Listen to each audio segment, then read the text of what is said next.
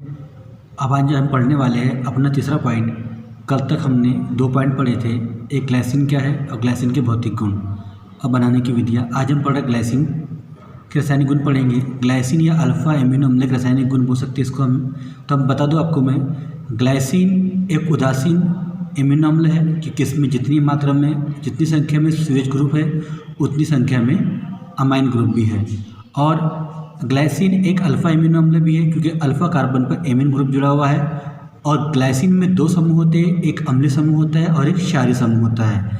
अतः हम जो इसमें रासायनिक गुण पढ़ने वाले हैं वो 3 प्रकार के होंगे। एक होगा COH अम्लीय समूह तथा सिंगल बॉन्ड NH2 क्षारीय समूह के कारण, एक होगा अमाइन समूह के कारण, एक होगा कार्बोल समूह के कारण। इस प्रकार हम लोग 3 प्रकार के रासायनिक गुण इसमें सॉल्व करने वाले हैं।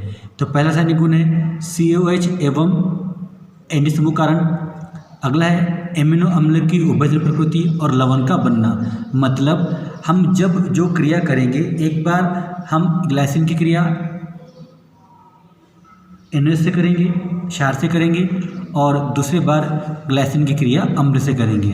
तो इस प्रकार ग्लाइसिन अम्ल से भी क्रिया करता है और क्षार से भी क्रिया करता है, अर्थात उभयद्रव्य प्रकृति दर्शाता है। अर्थात ग्लाइसिन अम्ल भी है और ग्लाइसिन क्षार का तरह व्यवहार भी करता है। और जब भी अम्ल क्षार क्रिया की जाती है तो लवण यहाँ बनता है। तो आप देखिए, हम लोग जानते हैं कि अम्ल प्लस क्षार इजिकल टू लवण, और प्लस क्या निकलता है, जल का अनुभार निकलता है। ये क्या हो गई, अम्ल और क्षार की क्रिया करने पर लवण बनता है। तो अब देखिए, हम लोग पहले क्या ले लेंगे, यहाँ पर ग्लाइसिन ले लेंगे, NH2 CH2 COH। ये ग्लाइसिन एमिनो अम्ल है। ये किससे क्रिया करेगा, NOH से। तो यहाँ का H और यहाँ का OH आपस में क्रिया कर लेंगे और H2 बाहर निकाल देंगे और बचेगा NH2 CH2 COONA। इसका नाम है एमिनो सोडियम एसीटेट। क्या नाम है इसका, एमिनो सोडियम एसीटेट। अब यहाँ पर ये क्या है, क्षार है, और यहाँ ये जो ग्लाइसिन एमिनो अम्ल है, यहाँ किसने कैसे व्यवहार किया, इनने अपना अम्लीय गुण प्रदर्शित किया। तो यहाँ क्या कहलाएगा, ये अम्ल की तरह व्यवहार करेगा। तो अम्ल और क्षार क्या बनता है, लवण। तो क्या बन गया, अपना लवण बन गया। अब बात आती है, ये हमारी रिएक्शन फर्स्ट हो गई। अब रिएक्शन सेकंड में हम लोग करने वाले हैं। अब यहाँ ध्यान दीजिएगा, हम लोग पहले लेंगे HOOC CH2 NH2। ये ग्लाइसिन एमिनो अम्ल है, अर्थात अल्फा एमिनो अम्ल है। इसकी क्रिया करवाएंगे अब हम HCl से। तो अर्थात क्या करेंगे, यहाँ पर ये अम्ल है तो जो एमिनो अम्ल है वो क्षार का कार्य करेगा और क्या बनाएगा, लवण बनाएगा। तो यहाँ योगात्मक युग्म बनेगा। यहाँ पर क्या होगा कि जो अपना ग्लाइसिन है वो यहाँ से H+ ले लेगा। तो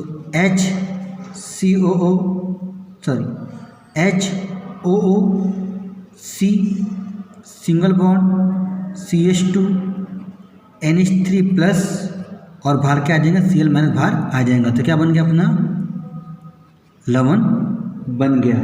इस पर क्या हो जाएगा, ग्लाइसिन हाइड्रोक्लोराइड। नाम क्या इसका, ग्लाइसिन हाइड्रोक्लोराइड। यह एक लवण है। इस प्रकार क्या हुआ, हमने जो अभी 2 अभिक्रिया पढ़े हैं, ये यहाँ पर ग्लाइसिन एक अम्ल की तरह व्यवहार कर रहा है सभी क्रिया में, और यहाँ ग्लाइसिन एक क्षार की तरह व्यवहार कर रहा है। अर्थात ग्लाइसिन अम्ल की तरह व्यवहार भी दर्शाता है और क्षार की तरह व्यवहार भी दर्शाता है। इस कारण हम इसे उभयद्रव्य प्रकृति को यहाँ पर उसकी समझ सकते हैं। अर्थात जो एमिनो अम्ल होते हैं वो उभयद्रव्य प्रकृति दर्शाते हैं, जो इन 2 रिएक्शन यहाँ पर हमें समझ में आ रहा है। इससे पहले हम ये पढ़ भी चुके हैं अपने एक वीडियो के अंदर। ठीक है, अब हम पढ़ते हैं दूसरा पॉइंट, वो है सिंगल बॉन्ड एन समूह कारण होने वाली अभिक्रिया।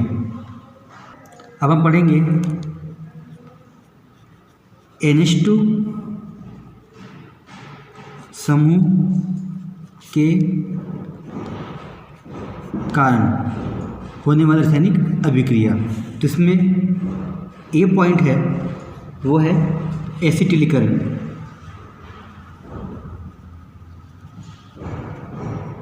एसिटिलीकरण तो मैं बता दूं,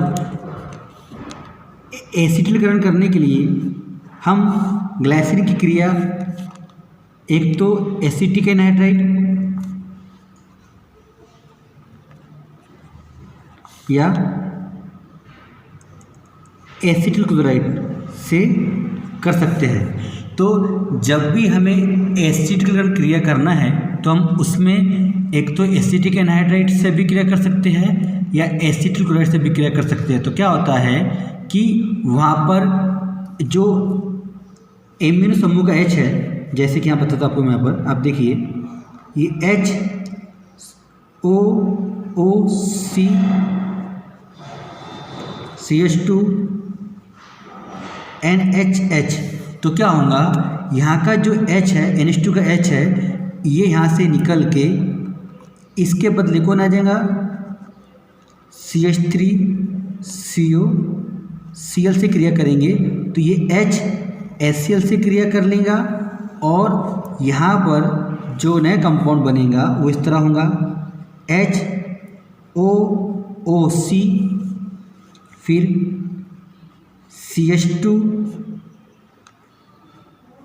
NHCO CH3। तो क्या हुआ, इस H के बदले क्या लग गया, ये ग्रुप जुड़ गया। तो इसको हम क्या बोलेंगे, एसिटिलीकरण।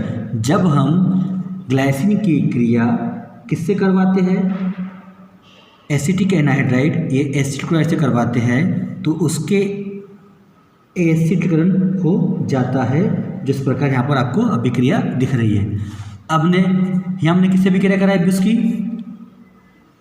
एसिटिल क्लोराइड से। आप चाहो तो यह अभिक्रिया किससे करवा सकते हो, यह अभिक्रिया एसिटिक एनहाइड्राइड से। आप देखो अभिक्रिया कैसी होंगी, यहाँ पर यहाँ HOOC CH2 NH single bond H plus CH3CO CH3CO O। यहाँ से क्या होगा, यहाँ से एसिटिक अम्ल बाहर निकल जाएगा और बनने वाला कंपाउंड कुछ इस तरह होगा। आप देखिए आप HOOC CH2 NHCO CH3।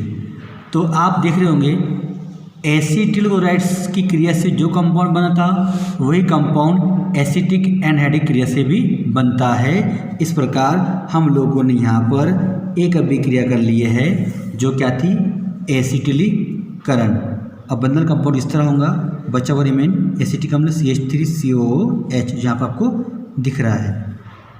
ठीक है, अब अगली अभिक्रिया है जो नंबर 2 है, वो है एल्किलीकरण।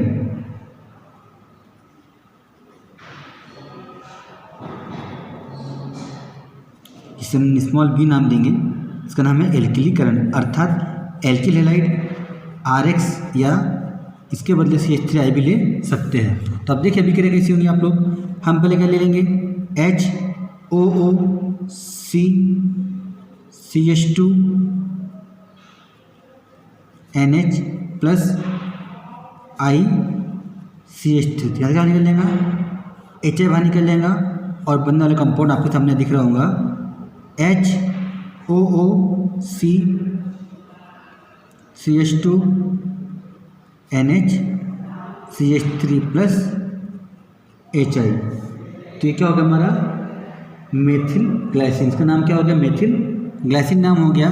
इस प्रकार हमने यहाँ कौन सी अभिक्रिया पढ़ ली है, एल्किलीकरण अभिक्रिया पढ़े। हम बोल सकते हैं जब हम लोग एल्किल हैलाइड अर्थात मेथिल आयोडाइड क्रिया ग्लाइसिन से करते हैं तो मेथिल ग्लाइसिन बनता है। इस अभिक्रिया को एल्किलीकरण अभिक्रिया कहते हैं। अब सी पॉइंट आता है,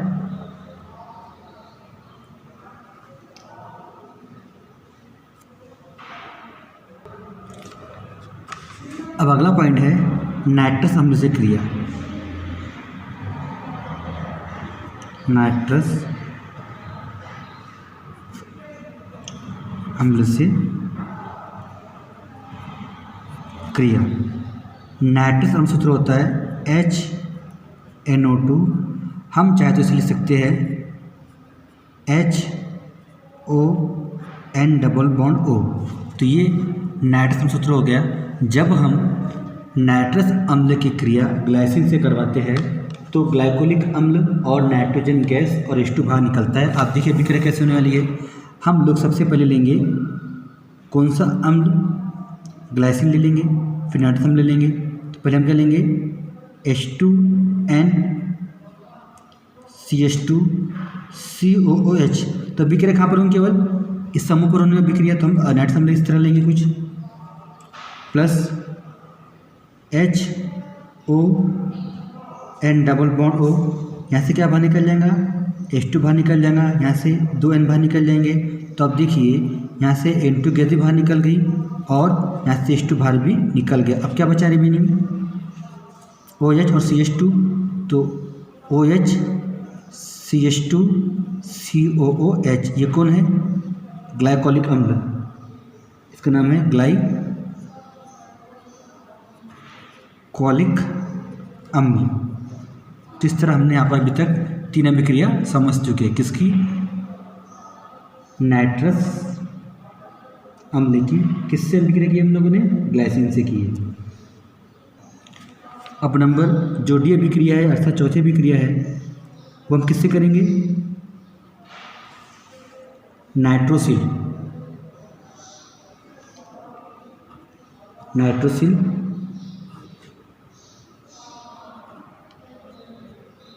क्लोराइड से क्रिया हम लोग यहाँ पर समझने वाले। अब ध्यान दीजिएगा, हम लोग पहले क्या ले लेंगे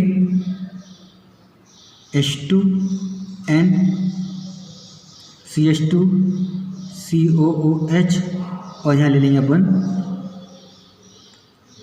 NOCl, इसका नाम नाइट्रोसिल क्लोराइड है। तो आप देखिए यहाँ से N2 बाहर निकल जाएगा, यहाँ से H2 बाहर निकल जाएगा और फिर यहाँ पर जुड़ जाएगा। तो बनने वाला कंपाउंड कुछ तरह होगा Cl CH2 COOH, इसका नाम है क्लोरो एसिटिक अम्ल, प्लस N2 प्लस H2। तो हमने क्या पढ़ लिए, नाइट्रोसिल क्लोराइड से क्रिया पढ़ ली, किसकी, ग्लाइसिन की। तो हम बोल सकते हैं जब ग्लाइसिन की क्रिया नाइट्रोसिल क्लोराइड से की जाती है तो क्लोरो एसिटिक अम्ल बनता है। अब हम पढ़ेंगे अगली अभिक्रिया जो ई नंबर की है या ई पॉइंट है, वो है HIC क्रिया। हम जब ग्लाइसिन की क्रिया HIC करवाते क्या बनेगा, हमें यहाँ पर हमें मिलेगा एसिटिक अम्ल प्राप्त होगा। अभिक्रिया आप ध्यान दीजिए अभिक्रिया कैसे होने वाली है। हम लोग क्या करेंगे, सबसे पहले आप ध्यान दीजिए, हम लोग यहाँ पर ले लेंगे दोनों HI के। ध्यान देखिए IH प्लस क्या लेना पर हमको NH2 CH2 COOH, ये क्या हो गया हमारे पास, ग्लाइसिन हो गया। तो यहाँ का H और ये NH3 बाहर निकल जाएगा, या H यहाँ जुड़ जाएगा, CH बन जाएगा और ये I2 बाहर निकल जाएगा। तो अभी की कुछ इस तरह होने वाली है। आप देखिए I2 बाहर निकल गया तो I2 निकल गया, उसके बाद इस H ने इस NH2 से क्रिया कर लिया तो NH3 बन गया। अब बचा क्या, H बचा, H इससे जुड़ जाएगा तो क्या बन गया यहाँ पर, एसिटिक अम्ल, तो CH3COH। इस तरह बोल सकते हैं कि जब हम लोग ग्लाइसिन की क्रिया HIC करते हैं तो एसिटिक अम्ल बनता है। अब हम पढ़ने वाले अगली अभिक्रिया जो है ऑक्सीकरण। बता दूं मैं, हम ऑक्सीकरण KMnO4 की उपस्थिति में करवाते हैं तो ग्लाइसिन ग्लाइऑक्सिलिक अम्ल बनाता है। अभिक्रिया कुछ इस प्रकार होंगी जो 2 स्टेप में होती है। आप देखिए सबसे पहले आप क्या ले लीजिए NH2 CH2 COH, ये क्या हो गया, ये हो गया है ग्लाइसिन। फिर आप यहाँ क्या ले लीजिए, ओ ले लीजिए। ओ कौन देगा हमें, ओ हमें मिलेगा KMnO4 से। KMnO4 क्या होता है, प्रबल ऑक्सीकारक होता है। अब यहाँ का एक एच, यहाँ का एक एच और यहाँ का एक हो, तो क्या बाहर निकल जाएगा, ऐसे -H2 बाहर निकल जाएगा और बंधन कंपाउंड इस तरह होगा NH double bond CH COOH। अब हम लोग इसकी क्रिया करवाएंगे किससे, आप ध्यान दीजिए। अब हम जल अपघटन करेंगे तो यहाँ पर क्या होगा, ये जो NH2 है ये इससे क्रिया करके NH3 बाहर निकाल देगा और बनने वाला कंपाउंड कुछ इस तरह होगा O डबल बॉन्ड CH फिर ये COOH। यही है हमारा मुख्य उत्पाद जिसका नाम है ग्लाइऑक्सिलिक अम्ल। तो इस प्रकार हम लोगों ने यहाँ पर कितने विक्रिया पढ़ ली है, 6 विक्रिया पढ़ ली है, जो किस संबंध विक्रिया है, जो एमिन समूह पे होती है। अब हम पढ़ेंगे अगली विक्रिया जो कहाँ पर होंगी, कार्बोन समूह पर विक्रिया होंगी, हम आगे पढ़ने वाले हैं। अब हम जो अगले विक्रिया पढ़ने वाले हैं वो जो ग्लाइसिन की विक्रिया है वो कार्बोक्सिलिक समूह अर्थात CO समूह कारण होने वाली विक्रिया है। उसमें हम लोग इस तरह करने वाले हैं। उसमें पहला पॉइंट आने वाला है A पॉइंट शुष्कासवन।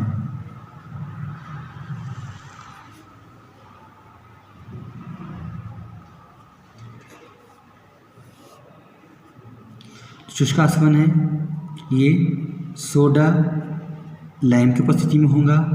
इसमें CO2 गैस बाहर निकल जाएंगी और मेथिलेमिन यहाँ पर बनेगा, जो हम विक्रिया आगे हम समझने वाले हैं। तो अब देखिए अब विक्रिया किस तरह होंगी। हम लोग सबसे पहले क्या ले लेंगे, NH2 CH2 COOH और अभिक्रिया किसकी उपस्थिति में होंगी, सोडियम की उपस्थिति में होंगी, NaOH प्लस CO द्वारा। तो यहाँ से क्या निकल जाएगा, CO2 बाहर निकल जाएगा और बना हुआ कंपाउंड इस तरह होगा NH2 CH2 यहाँ का H CH3। तो इस प्रकार क्या बन गया, मेथिलेमिन यहाँ पर बन गया। तो हम बोल सकते हैं कि ग्लाइसिन का सोडा लाइम की उपस्थिति में शुष्कासन करने पर CO2 गैस बाहर निकलती है और मेथिलेमिन बनता है।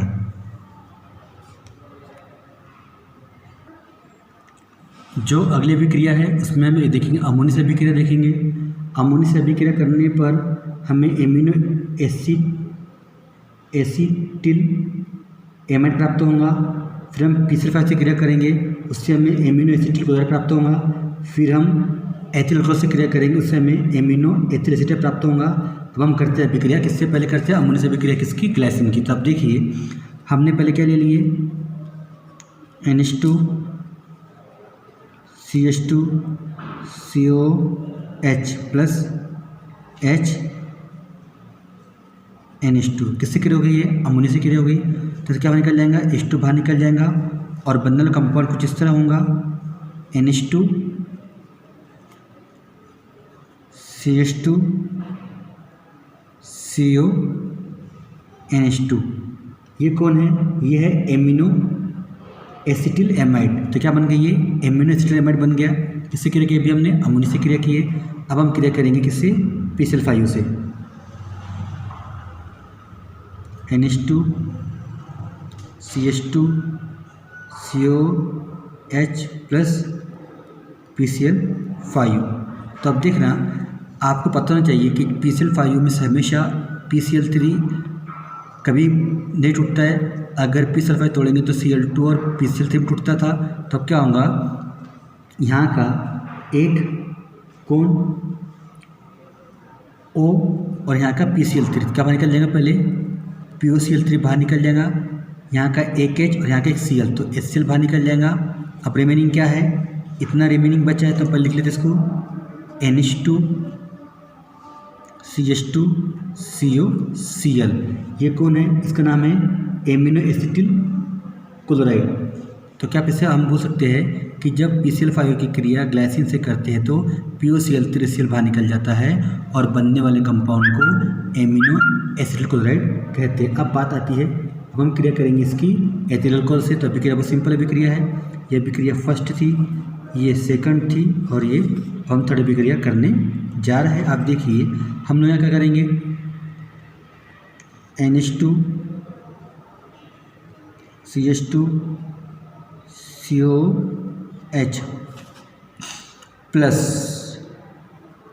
हम यहाँ ले लेंगे, अब क्या ले लेंगे यहाँ पर एथिल अल्कोहल HOC2H5। तो यहाँ से क्या होगा, यहाँ से सबसे पहले एक H2 बाहर निकल जाएगा और बनने वाला कंपाउंड एस्टर होगा, जिस तरह होगा NH2 CH2 COO C2H5 plus H2। इसका नाम है एमिनो एथिल एसीटेट। तो हमें अमोनिया से क्या प्राप्त हुआ, एमिनो एसिटिल एमाइड प्राप्त हुआ।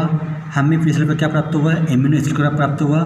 हमें एथिल का प्राप्त क्या हुआ, एमिनो एथिल एसीटेट प्राप्त हुआ। इस प्रकार हमने यहाँ पर जो भी क्रिया किए हैं वो किससे किए हैं, अमोनिया से भी किए हैं, PCl5 से भी किए हैं और एथिल अल्कोहल से भी किए हैं। तो हमें एमाइड प्राप्त होता है, क्लोराइड प्राप्त होता है और एस्टर भी प्राप्त होता है। इस प्रकार हम कह सकते हैं कि अम्ल क्लोराइड एमाइड एस्टर भी हम बना सकते हैं किससे, ग्लाइसिन से।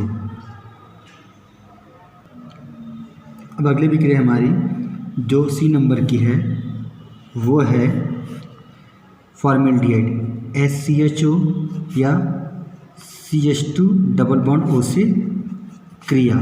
तो मैं बता दूं, जब हम ग्लाइसिन की क्रिया फॉर्मेल्डिहाइड से करते हैं तो बनने वाला यौगिक हमें मेथिलीन ग्लाइसिन प्राप्त होता है, जिस तरह होगा। आप देखिए हमने यहाँ CH2 डबल बॉन्ड O लिए प्लस हमने क्या ले लिए, ग्लाइसिन ले लिए H2N plus single bond CH2COOH। तो क्या होगा, यहाँ से H2 बाहर निकल जाएगा और बनने वाला कंपाउंड आपके सामने यहाँ दिख रहा है, वो है CH2 double bond N single bond CH2 single bond COOH। ये क्या है बेटा, यह है मेथिलीन ग्लाइसिन। इस प्रकार हम लोगों ने अभी तक कितने विक्रिया पढ़ लिए, 3 अभिक्रिया है। अगला पॉइंट है, चौथा पॉइंट या D नंबर है जो हमारा, वो है ऊष्मा का प्रभाव। ऊष्मा का प्रभाव, इसमें क्या होता है कि हम जो ग्लाइसिन लेते हैं उसको इस तरह लेते हैं CH2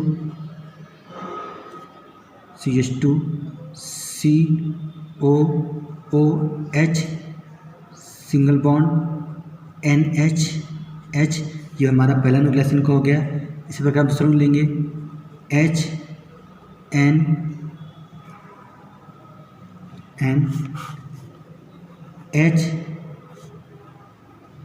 CH2 OOC। तो क्या होगा, यहाँ से H2 बाहर निकल जाएगा, यहाँ से भी H2 बाहर निकल जाएगा।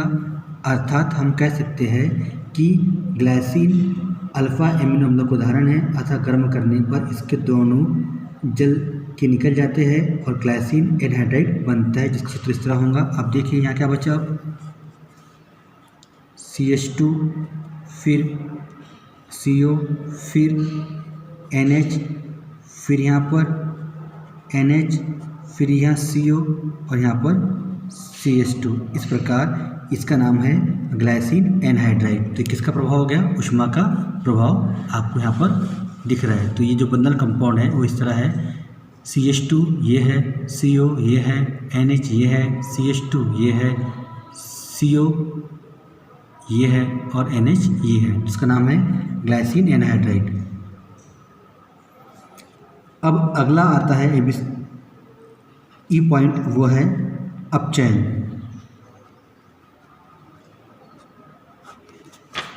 जब हम ग्लाइसिन का अपचयन करेंगे तो हमें मिलेगा एमिनो इथाइल एल्कोहल। इसका सूत्र कुछ इस तरह होगा, आप देख लीजिए। हम पहले क्या ले लेंगे, ग्लाइसिन ले लेंगे H2N single bond CH2 COOH। अब हम क्या लेंगे, लिथियम एल्यूमिनियम टेट्राहाइड्रेट लेंगे और यहाँ कितने लेंगे, हाइड्रोजन कितने लगेंगे, 4 हाइड्रोजन लगेंगे, 9 हाइड्रोजन। अब हम देखिए क्या करने वाले अभिक्रिया में, हम लोग सबसे पहले यहाँ का एक H और यहाँ का दो, यहाँ के एक O और यहाँ के दो H H2 बाहर निकल जाएगा और बच्चे दो चीज़ CH2 पे जुड़ जाएंगे। तो बंधन कंपाउंड इस तरह होगा NH2 CH2 और यहाँ पर भी CH2 और ये OH, इसका नाम है OH, इसका नाम है एमिनो इथाइल एल्कोहल। इस तरह हम लोगों ने यहाँ पर उसका अपचयन कर लिए। अब आता है लास्ट पॉइंट हमारा। अब जो आखिरी पॉइंट है वो है ग्लाइसिन के उपयोग। तो नंबर 1 उपयोग है औषधि में,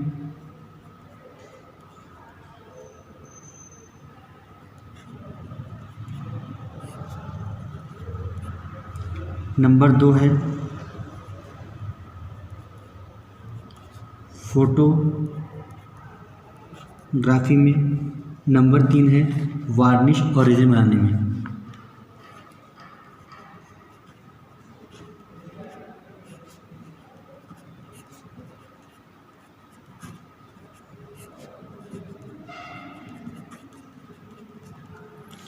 इस तरह क्या हुआ, हम लोगों ने ग्लाइसिन के टॉपिक को पूरा कवर कर लिए है।